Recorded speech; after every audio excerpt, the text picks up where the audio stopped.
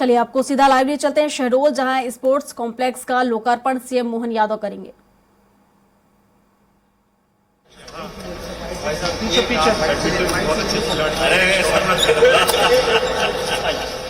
एक शॉट आपके मोबाइल पीछे हो जाओ,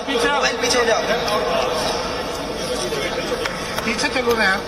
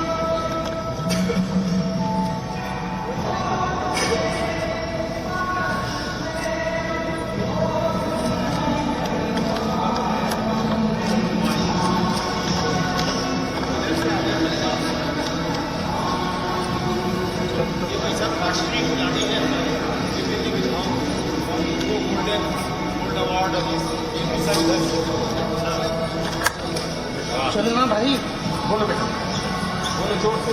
नमस्ते, मेरा नाम विनोद सिंह। सब थोड़ा सा मैं फुटबॉल का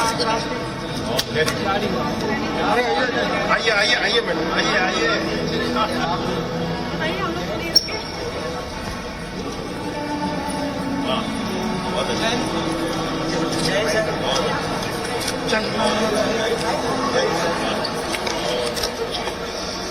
जय श्रीमान।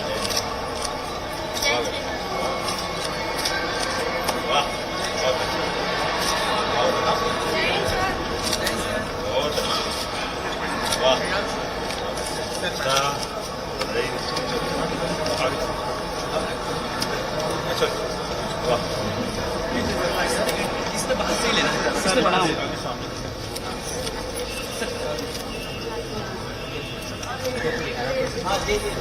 इसमें कंट्रोल करना है। चल आ जाओ जुबेर भाई।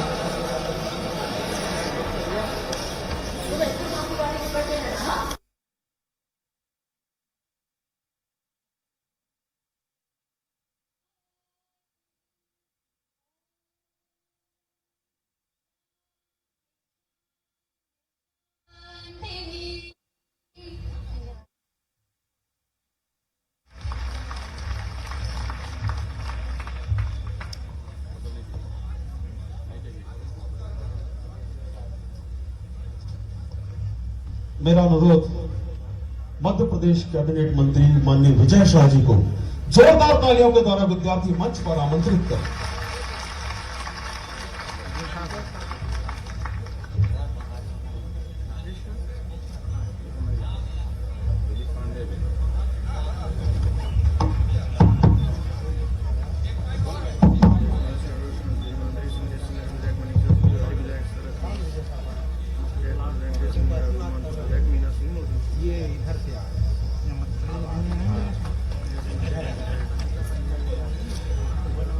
पंडित दर्शनशिला विश्वविद्यालय शहडोल में मंच के केंद्र में प्रतिष्ठित मध्य प्रदेश के यशस्वी मुख्यमंत्री माननीय डॉक्टर मोहन यादव की गरिमाशाली उपस्थिति में हम सभी आतुर हैं, उत्सुक हैं। निवेदन है कि ज्ञान के इस मंदिर में, मां सरस्वती के इस प्रांगण में अपने अमूल्य अमृत वचनों से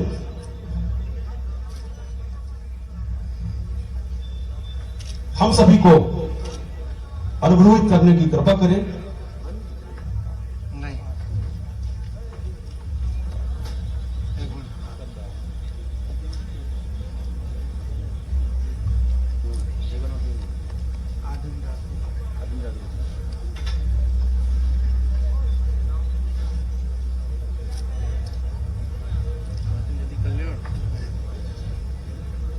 जोरदार तालियों के द्वारा माननीय मुख्य अतिथि महोदय को आमंत्रित करिए हम सभी को आशीर्वाद प्रदान करने के लिए।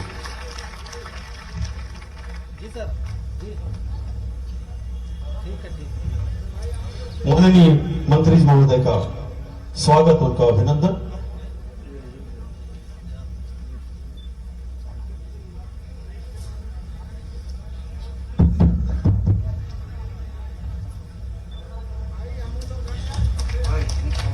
जय महाकाल।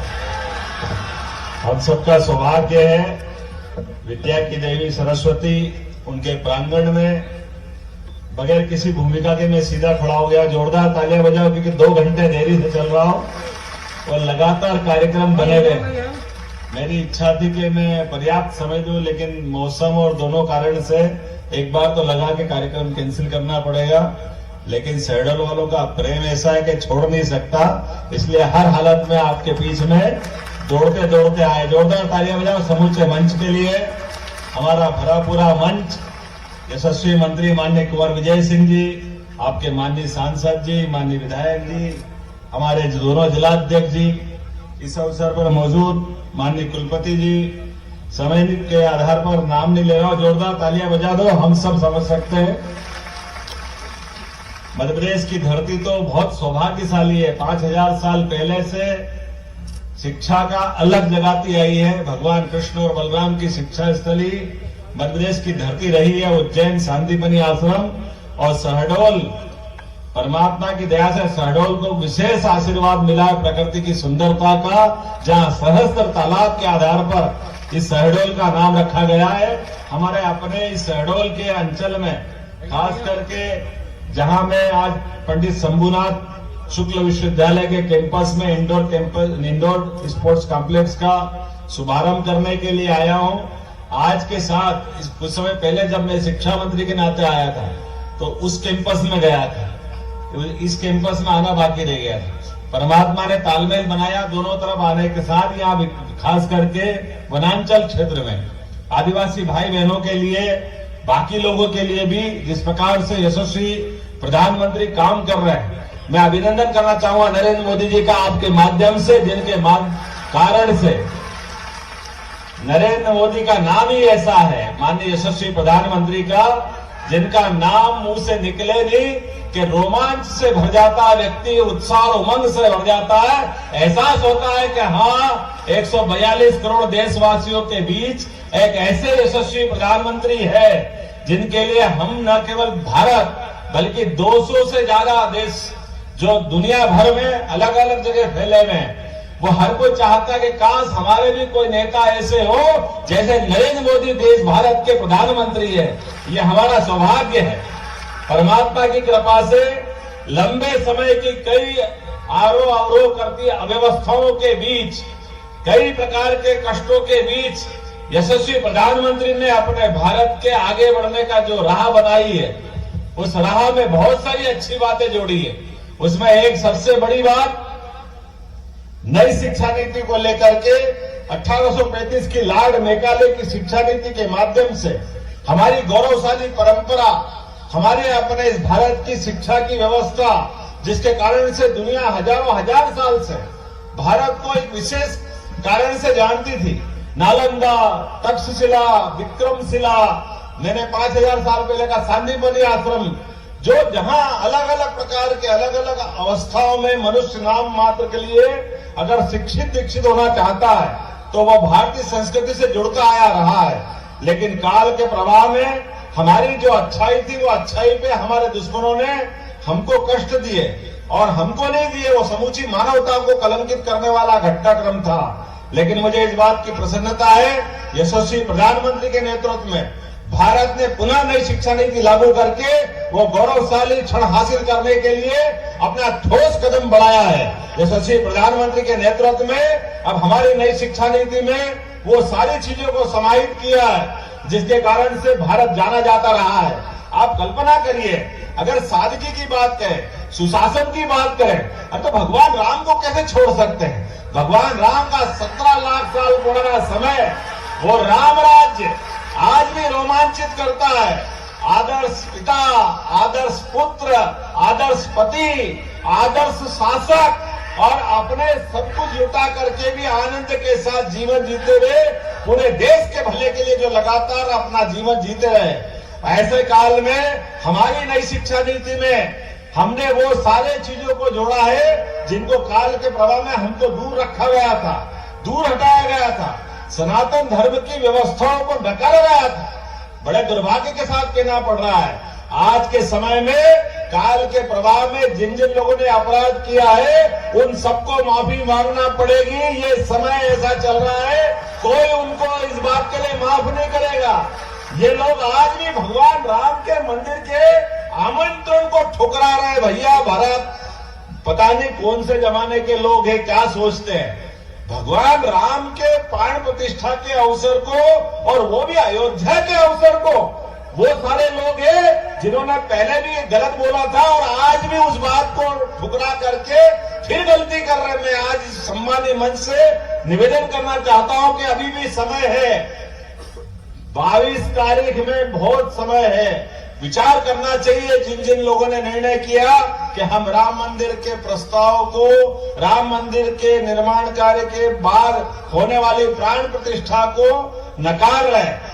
ये वर्तमान की पीढ़ी, भारत के समस्त बहुसंख्यक समाज के लिए निश्चित रूप से सोचने वाला विषय है। राजनीति होती रहेगी, लोकतंत्र का तकाजा है, विचारों की अभिव्यक्ति है, विचार की मतभिन्नता हो सकती है, लेकिन कोई संस्कृति को नकार दे, ये बहुत दुर्भाग्य की बात होगी।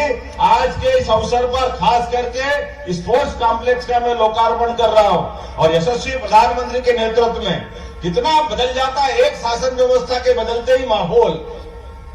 कहां हम बड़ी मुश्किल से एक, और कभी तो एक भी नहीं, ओलंपिक में पुरस्कार लेने जाते थे, कभी कभी लगातार भगवान की दया से कुश्ती में जरूर मिलता था, लेकिन बाकी खेल में पता ही नहीं चलता था। और अब क्या हो रहा है, एक नहीं दो नहीं, लगातार पुरस्कारों की झड़ी लगी हुई है यशस्वी प्रधानमंत्री के नेतृत्व में। हमारे युवाओं को मौका मिलना चाहिए, वो अपनी क्षमता योग्यता से निश्चित रूप से अपनी प्रतिभा का प्रकटीकरण करेंगे। लेकिन अगर भेदभाव होता है, अगर प्रशिक्षण की कमी होती है, साधन संसाधन की कमी होती है, तो वो कैसे उपलब्धि हासिल कर सकते हैं। मुझे इस बात की प्रसन्नता, समय की कमी है कि हमारी नई सरकार, डबल इंजन की सरकार, माननीय मोदी जी के नेतृत्व में खेल सहित सभी क्षेत्रों में लगातार आगे बढ़ती जाएगी। मेरी अपनी ओर से नए लोकार्पण की बधाई, बहुत बहुत धन्यवाद। भारत माता की जय। मैं माननीय कुलपति महोदय की ओर से मंच के केंद्र की प्रतिष्ठा, मंच की शोभा आप सभी का सादर आभार करता हूं। आप सभी आज इस कार्यक्रम को गरिमा प्रदान करने के लिए उपस्थित हुए। माननीय कुलपति महोदय की ओर से आपका पुनः आभार। जोरदार तालियों के माध्यम से आज प्राप्त अपनी नई ऊर्जा को अनंत ऊंचाइयों की ओर ले जाएं।